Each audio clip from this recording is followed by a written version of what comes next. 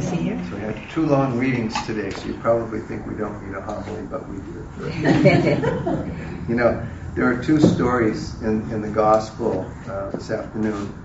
There's the story of Jesus, healing the daughter of Jairus, and also the story of the healing of the woman with the flow of blood.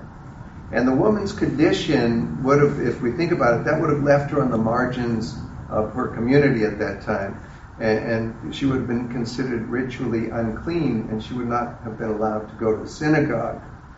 And on his way to the house of Jairus, Jesus is interrupted by this woman who touches the cloak of Jesus, and as a result, she experiences this healing.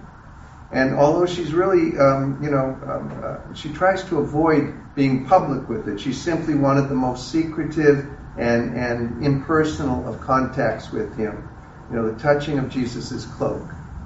But Jesus wanted more from her. He sensed the woman of faith had touched his clothes and had opened herself up to this life-giving power of God that was within him. And Jesus wanted to acknowledge the woman's faith publicly, and he wanted her to witness publicly to her own faith in him as well.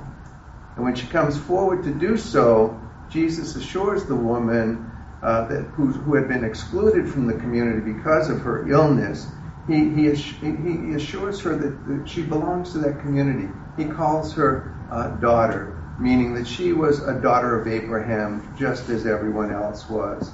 And so Jesus also acknowledges that, I think in this gospel, that while many people were touching him, her touching him was an act of faith that was life-giving for her. I think my hope and my prayer for each of us this afternoon is that that we come to a fuller knowledge in our hearts that the gospel is suggesting to us that when we are heading maybe in one direction, like Jesus was, to go and cure the daughter of Jairus, that we get interrupted sometimes.